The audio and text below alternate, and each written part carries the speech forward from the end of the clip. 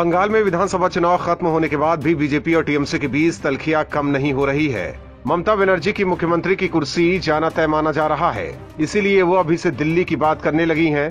दीदी जल्द दिल्ली पहुंच विपक्ष के कई नेताओं से मुलाकात करने वाली हैं। ममता बनर्जी 2024 में अपने आप को प्रधानमंत्री का उम्मीदवार मान बैठी हैं।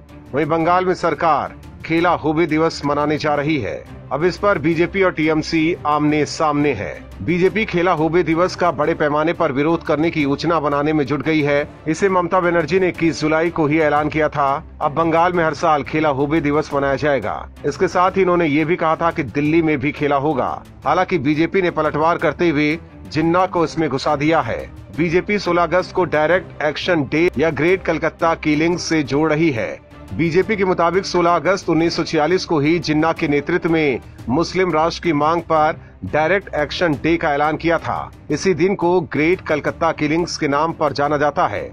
उस वक्त हिंदू मुस्लिम दंगों में हजारों लोगों की मौत हुई थी और कोलकाता की सड़कें शव से पट गई थी। वहीं बीजेपी के नेता राहुल सिन्हा ने टीएमसी का नाम तृणमूल लीग रख दिया है। सिन्हा के मुताबिक टीएमसी मुस्लिम लीग की राह पर चल पड़ा है। उधर ममता बनर्जी ने 16 अगस्त पर सफाई देते हुए कहा है कि 1970 में फुटबॉल जगत में घटना हुई थी, जहां 16 खिलाड़ी मारे गए थे। उन्हीं की याद में और क्योंकि 15 अगस्त भारत की आजादी का दिन है, उसके बाद का ये पहला दिन है, यानी 16 अगस्त। इसी दोनों वजहों से इस दिन को खेला होबे दिवस के तौर पर चुना गया है। हालांकि खेला होबे दिवस पर ममता के दावों में कितनी सच्चाई है, ये वक्त बताएगा। लेकिन इस मामले पर बीजेपी और टीएमसी के बीच सियासी युद्ध फिर छिड़ने वाला है।